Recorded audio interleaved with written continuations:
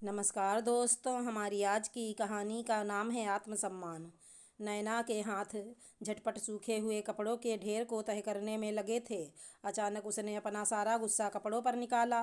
कपड़े पटक कर मन ही मन बुदबुदाने लगी, कब तक यूं ही तिल तिल कर जीते रहेंगे मेरे बच्चे। इस घर के लोगों के लिए क्या कुछ नहीं किया मैंने, पर मेरे बच्चों को 2 वक्त की सम्मानजनक रोटी खानी नसीब नहीं होती।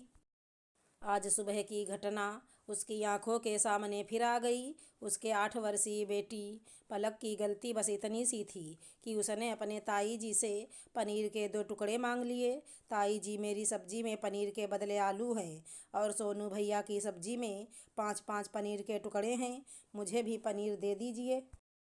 भैया को आपने गरम रोटी दी और मुझे कल की बासी रोटी। पलक ने उदासी भरे स्वर में कहा, तुम्हारे पापा कोई जायदाद छोड़कर नहीं गए। तुम्हारे बड़े पापा अकेले कमाने वाले हैं।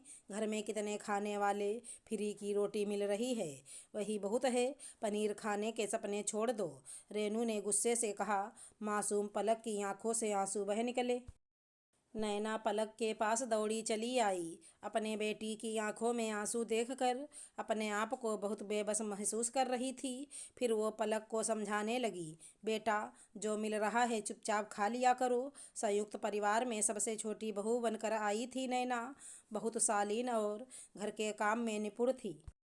नैना पति राघव का साथ और प्यार पाकर चहकती रहती और दौड़ दौड़ कर सबके काम करती रहती। परिवार में पति, सास, जेठ जेठानी रेनू और उनका बेटा सनी थे। शादी के बाद 5 वर्षों में नैना 2 बच्चों की मां बन चुकी थी। बड़ी बेटी पलक और छोटा बेटा वंश है।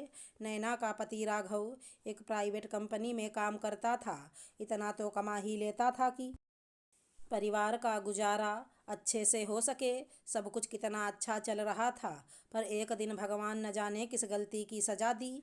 राघव को साइलेंट अटैक आने से पूरा जीवन साथ निभाने का वादा तोड़ हमेशा हमेशा के लिए नैना का साथ छोड़कर चला गया। बेसुध सी नैना कुछ समझ ना पाई। अपनी सूनी आंखों से कभी गोद में बैठे बेटे वंश को देखती तो कभी आंचल पकड़े नन्ही सी पलक को। नैना की पूरी जिंदगी एकदम से उजड़ चुकी थी। मायके में उसके भाई भाभी थे। भाई ने उसे साथ चलने को कहा, लेकिन नैना ने इनकार कर दिया, क्योंकि वहाँ भी उसे भाई भाभी पर आश्रित होना पड़ता। भाभी का स्वभाव भी कोई खास अच्छा नहीं था। यहाँ तो कम से कम अपना कहने को घर तो है। बच्चे काफ़ी छोटे थे, इसलिए बाहर जाकर नौकरी करने का भी नहीं सोच पा रही थी। इसी बीच ससुराल में उसका सबसे बड़ा सहारा उसकी सासू माँ भी चल बसीं। माता पिता समान जेठ जेठानी उसके बच्चों को संभाल लेंगे, ऐसा सोचकर नैना ने इसी घर में जीवन गुजारने का दृढ़ निश्चय कर लिया। लेकिन जेठानी रेनू ने तो घर के सभी जिम्मेदारियों को एक एक करके नैना के कंधों पर डालकर सब काम से मुक्ति पा ली। जो एक घर में काम वाली थी, उसे भी हटा दिया गया। इतनी मेहनत के बदले नैना और उसके बच्चों को 2 वक्त की रोटी और साधारण स्कूल में एडमिशन मिला था। नैना ने एक बार नौकरी तलाशने की बात कही तो जेठ जी ने गुस्से में कहा, लोग क्या कहेंगे। लोक लाज का कुछ तो ख्याल रखो। लोगों के सामने उनको महान जो बनना था कि देखो, भाई के जाने के बाद हम उसके परिवार का कितना ध्यान रखते हैं। दिन भर कोल्हू के बैल की तरह लगी रहती नैना, लेकिन फिर भी रूखा सूखा खाने को मिलता। पलक भी नए स्कूल बैग, कपड़ों जूतों की मांग करती थी, लेकिन हर बार नैना बहला फुसलाकर उसे मना कर देती। एक बार नैना की पड़ोसन सुकलाइन ने उससे कहा, नैना, तुम तो बहुत अच्छे अचार पापड़ बनाती हो, तो क्यों ना इसे ही अपना व्यवसाय बना लो। तुम घर पर रहते हुए भी ये काम कर सकती हो। शाम में नैना ने दबी जुबान में रेनू के सामने यह बात रखी, तुम अचार पापड़ बनाओगी तो घर के सारे काम कौन करेगा। काम शुरू करने के लिए भी तो पैसे चाहिए, हमारे पास नहीं हैं इतने पैसे। रेनू ने कहा।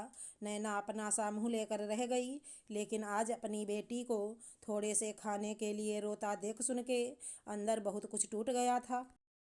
वो पूरी रात सो ना सकी। सुबह उठी, बच्चे को स्कूल भेजा, जल्दी जल्दी घर के काम काज की और भगवान के आगे हाथ जोड़कर बेटे को साथ लेकर सुनार की दुकान पर अपने सोने के झुमके लेकर पहुंच गई।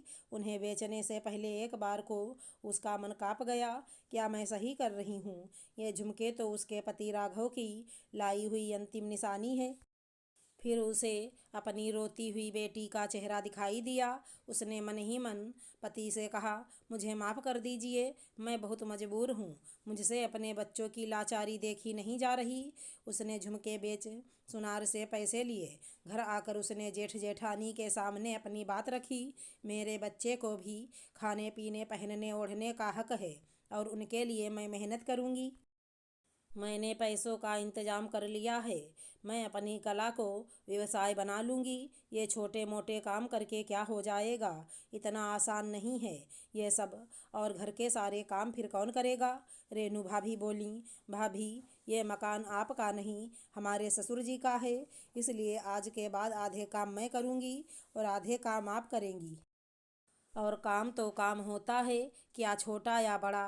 अगले दिन से नैना अपने हिस्से का काम ख़त्म कर अचार पापड़ बनाने की तैयारी करने लगी। आसपास जाकर आर्डर लेने लगी। लोगों को स्वाद पसंद आया और आर्डर मिलने लगे।